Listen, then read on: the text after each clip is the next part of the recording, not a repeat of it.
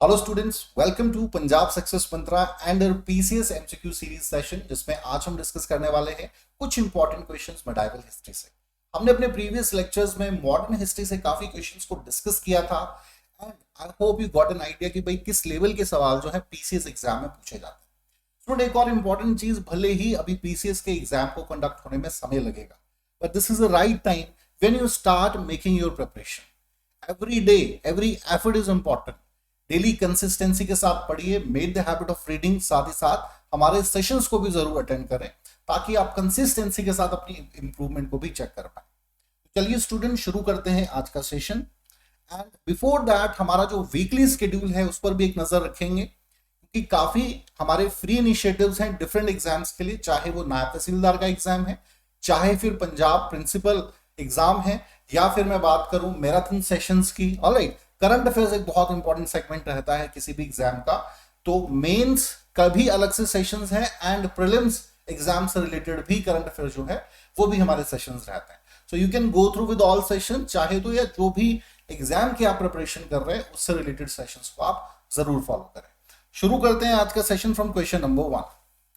The buildings of Panchmahal and Diwan e Khas are the parts of option A Fatehpur Sikri, Lahore palace, Agra fort, D Allahabad fort.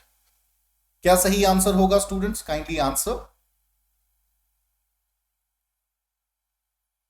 बहुत simple सवाल लग रहा है आपको, तो वैसे तो दीवाने खास के बारे में काफी आपने पढ़ा ही है, तो ए जो है बिल्कुल सही आंसर है। It's a part of the Fatehpur Sikri fort. जब फतेहपुर सीकरी फोर्ट की बात होती है सो मुगल आर्ट का जरूर जिक्र होगा, because it was the centre point of the Mughal art. Alright, और एक और चीज के लिए बहुत फेमस है, वो है बुलंद दरवाजा।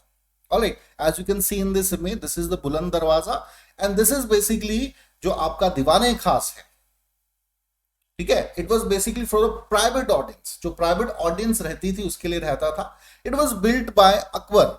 अकबर जो थे 1571 में इसका निर्माण कराया था फतेहपुर सीकरी में, ठीक है ना। और 1986 में फतेहपुर सीकरी को वर्ल्ड हेरिटेज साइट का भी एक हिस्सा घोषित किया गया। तो काफी चीजें हैं इंपॉर्टेंट स्टूडेंट्स। यहाँ पर जो कोर्टियर्स थे, जो ऑफिशियल गेस्ट हुआ करते थे मुगल्स के, वो बेसिकली यहीं पर उनके साथ एम्परर जो है वो मिला करते थे। तो इमेज जरूर आप गो थ्रू करें जब भी आप कल्चर, आर्ट एंड कल्चर से रिलेटेड कोई सवाल आपका बन जाता है, सो दैट एक इमेज आपके दिमाग में जरूर रहेगी। Alright, now talk about question number 2। During whose reign Nicole de Conti visited India? Devaraya first, बुका राय सेकंड, हरिहर राय सेकंड और देवराय सेकंड। निकोलो डी कॉन्टी, ये नाम जरूर सुना होगा आपने हिस्ट्री में।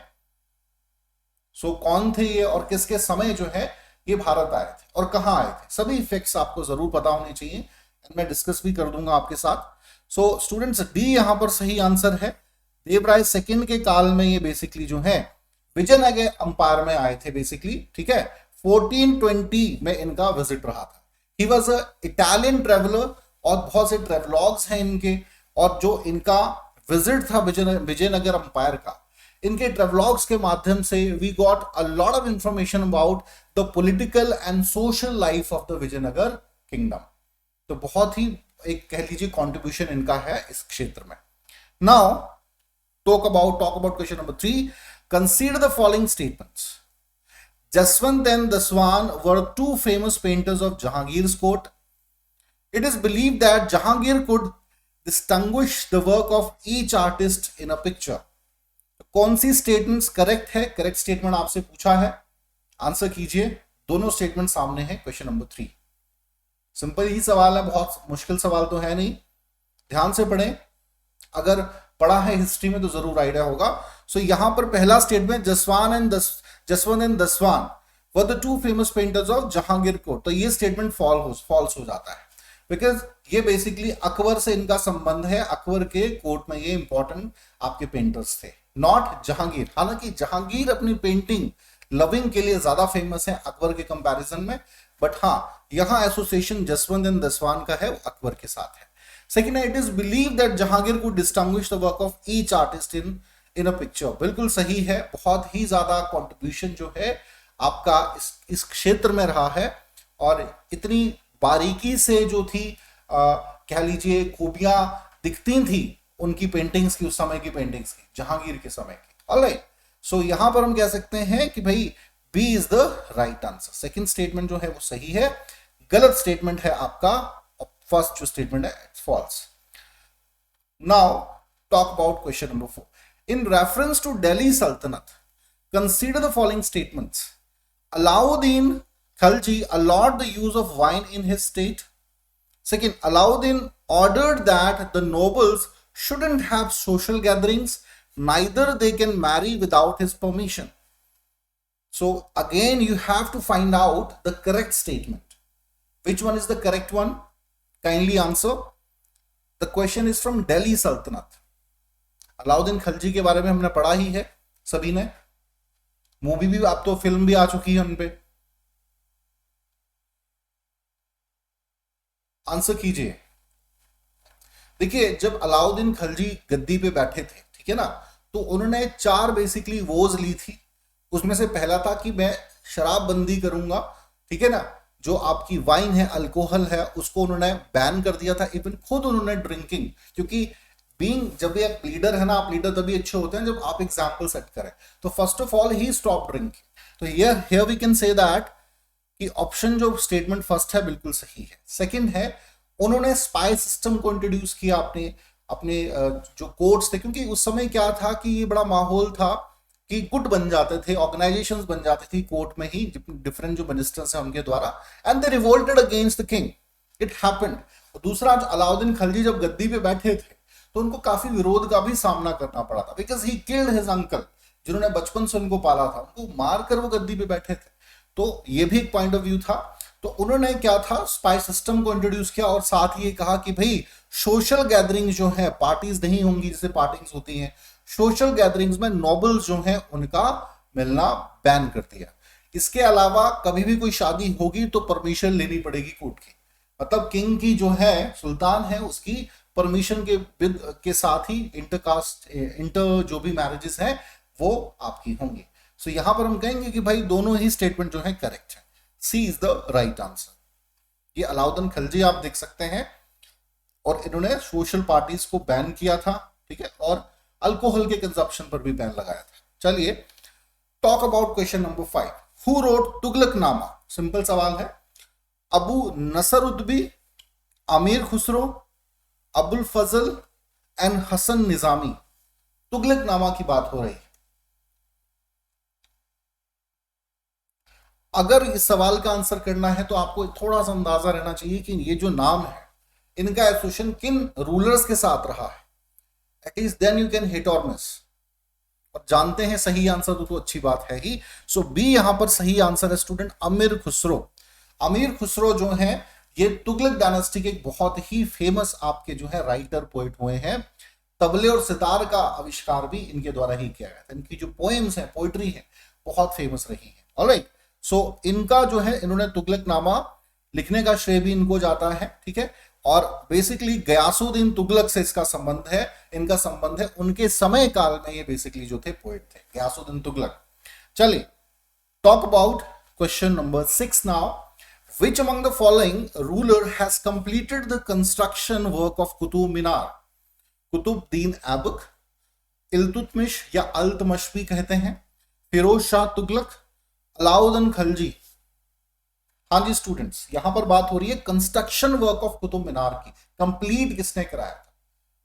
जनरली ये सवाल आता है कि भाई किसने कुतुब मीनार बनवाई, तो आंसर हम आसानी से कर लेते हैं, लेकिन कंप्लीट काम वर्क किसने कराया था, construction. So here right answer is B. Alright, देखिए कुतुब मीनार का जो निर्माण है 1193 में शुरुआत कर दी थी आपके कुतुबुद्दीन ऐबक ने। ऑलराइट, बट इन 1210 में इनका चौगान पोलो खेलते वक्त इनका देहांत हो गया था। He fell from the horse and he died. Now इनके जो दामाद थे इल्तुतमिश, ये स्लेव डायनेस्टी की मैं बात कर रहा हूं, इन्होंने कुतुब मीनार के कंस्ट्रक्शन वर्क को कंप्लीट कराया था। ब्यूटीफुल कुतुब मीनार हम सभी ने पिक्चर्स में तो एटलीस्ट जरूर देखी होगी। तो ये इनका कंट्रीब्यूशन है। इल्तुतमिश ने स्टेबलाइज किया था इनिशियल जो आपका समय था सल्तनत पीरियड का, उस समय एक और घटना इनके समय बड़ी इंपॉर्टेंट है कि भाई मंगोल्स के अटैक हुए थे, चंगेज खां का अटैक इनके समय जो है भारत शायद हो सकता था, but in he shows a cleverness. कोई इनके मित्र थे पर्शिया से आ रहे थे, शरण मांगी अल्तुतमिश से। अल्तुतमिश ने बड़ा क्लेवरली आंसर करते हुए कहा कि जो यहाँ का क्लाइमेट है वो आपको सूट नहीं करेगा, भले ही आप जो है चंगेज खां के हाथों से बच जाएंगे लेकिन क्लाइमेट में वैसे ही मर जाएंगे आप। सो ही डिडंट केम। अगर वो आते तो पीछे पीछे चंगेज खां की फौजें भी आती, and then we know that what will happen next. So कहीं ना कहीं ये बहुत इनका कंट्रीब्यूशन है। और इनकी जो बेटी है रजिया सुल्ताना, वो तो बहुत फेमस है, ठीक है ना, फर्स्ट जो मुस्लिम शासिका रही है रजिया सुल्ताना। तो these facts which you need to keep in mind. Talk about question number 7 now. Who bowed the famous Persian painter named Khwaja Abdus Sammad to India? Khwaja Abdus Sammad, Humayun, Muhammad bin Tughlaq, Akbar और अलाउद्दीन खलजी। हाँ जी students, kindly answer. Khwaja Abdul Sammad नाम अगर सुना है तो अच्छी बात है। तो यहां पर आपका ऑप्शन ए जो है बिल्कुल सही है। He was an Iranian painter. और जब हुमायूं ने शरण ली थी, अगर आपको याद हो कि भाई जो शेरशाह सूरी से उनसे हार के वो दर दर की ठोकरें खा रहे थे, अमरकोट में कुछ समय रहे जहां अकबर का 1542 में जन्म हुआ। Then he move towards his brother जो थे उनके पास वो रहे, कामरान, अस्करी। देन पर्शिया के जो सुल्तान थे उनके अच्छे फ्रेंड थे, उनके पास कुछ समय उन्होंने बिताया। तो वहां से उन्होंने ईरानियन पेंटर्स को भारत लेके वो आए। एंड देन फर्दर जो है हमें मिनिएचर स्टाइल ऑफ पेंटिंग, है ना, मुराल पेंटिंग्स के बाद एक बहुत फेमस पेंटिंग का नाम आता है miniature style of painting, as you can see in this image. तो ये इंट्रोड्यूस भारत में उन्हीं की वजह से हुई। हालांकि हुमायूं का बहुत ज्यादा ध्यान डेवलपमेंट ऑफ पेंटिंग में नहीं रहा, समय ही नहीं उनको मिला। बहुत जल्दी जैसे ही बाद में सत्ता उन्होंने प्राप्त की थी, ठीक है ना, ही डाइड। तो ये जो है कंट्रीब्यूशन जाता है आगे फर्दर जहांगीर को बहुत ज्यादा। नाउ नेक्स्ट क्वेश्चन है, Tulsidas composed his Ramcharitmanas during the rain of, हाँ जी ऑप्शन ए हर्षा, अलाउद्दीन खलजी, अकबर, कृष्णदेव राय। हाँ जी स्टूडेंट, आंसर करेंगे। 8वां सवाल जो है स्क्रीन पे है आपकी, और आंसर कॉन्स्टेंटली करते रहना है। अगर नहीं भी सवाल आए तो भी आप जरूर आंसर करें, आपकी सहभागिता, पार्टिसिपेशन बहुत महत्वपूर्ण है। Tulsidas composed his Ramcharitmanas during the rain of, हाँ जी स्टूडेंट्स, तो सही आंसर यहां पर है स्टूडेंट सी। ऑलराइट, उस समय अकबर का शासन था जब तुलसीदास जी ने रामचरितमानस को कंपोज किया था। कहां पर? अयोध्या, वाराणसी और चित्रकूट, ये जो क्षेत्र है यहां पर बेसिकली उन्होंने कंपोज किया था। तो हम सभी जानते हैं रामचरितमानस जो है एक बहुत ही फाइन, हमें कह सकते हैं स्क्रिप्चर की तरह हम देखते हैं। वाल्मीकि की रामायण के बाद अगर किसी का रामायण का नाम आता है तो रामचरितमानस लिखित जो है आपके तुलसीदास द्वारा, उसी का नाम आता है। तो बहुत ये सवाल इस प्रकार से भी पूछे जा सकते हैं स्टूडेंट, हर प्रकार के सवाल को अपने आंसर करने में कैपेबल बनना है। Now talk about question number 9। Which Sanskrit poet wrote famous book Geet Govind? तो ये तो बहुत बार परीक्षा में सवाल पूछे भी गए हैं। Jayadev, Kalidas, Panini, none of the above. Question number 8 students, kindly answer. Which Sanskrit poet wrote famous book Geet Govind? इसमें राधा कृष्ण की रासलीला का जिक्र किया गया है। सो ऑप्शन ए यहां पर सही होगा, Jayadev is the right answer. Alright, Jayadev जो हैं बहुत ही फेमस पोएट रहे हैं 12th सेंचुरी के, और इन्होंने जो रासलीला है उसका डिस्क्रिप्शन गीत गोविंद में बड़ी सुंदरता से किया गया है। वृंदावन के टेक्स्ट में बहुत ब्यूटीफाई उन्होंने अपनी लैंग्वेज के माध्यम से ब्यूटीफाई किया है वृंदावन को। गोपियों के साथ जो रासलीलाएं भगवान कृष्ण ने रचाई उनका डिस्क्रिप्शन हमें मिलता है। राधा रानी के साथ जो समय उन्होंने बिताया उसका डिस्क्रिप्शन हमें गीत गोविंद में ही मिलता है। तो ये जयदेव जी का जो कॉन्ट्रीब्यूशन है ये बहुत ही सराहनीय है। Now talk about question number 10। The biography of Humayun was written by Noorjahan, Jodha, Anarkali और गुलबदन बेगम। किसके द्वारा हुमायूं की जो बायोग्राफी है वो लिखी गई? हाँ जी स्टूडेंट्स, आंसर जरूर करें।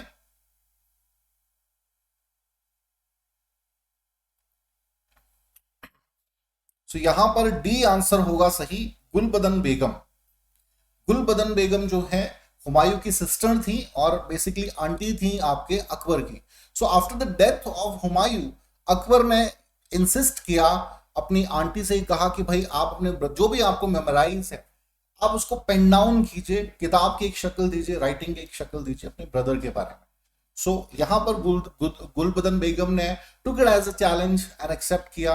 एंड देन फर्दर हमें एक हुमायूंनामा जिसका नाम है बड़ा फेमस, हमारे सामने एक जो है राइटिंग्स हमें मिलती हैं। We come to know a lot about Humayun because of the writings of Gulbadan Begum. यहां से बहुत इंपॉर्टेंट ये सवाल बन जाता है। तो चलिए स्टूडेंट, ये कुछ सवाल थे मेडाइवल हिस्ट्री से। आई होप एंजॉय किए होंगे आपने ये questions and also got an idea कि किस लेवल के सवाल है। सिंपल सवाल भी है बट थोड़ा सा गहराई में पूछा गया है, तो उस गहराई में उतरने का समय है, धीरे धीरे उतरेंगे तो you can also swim the ocean.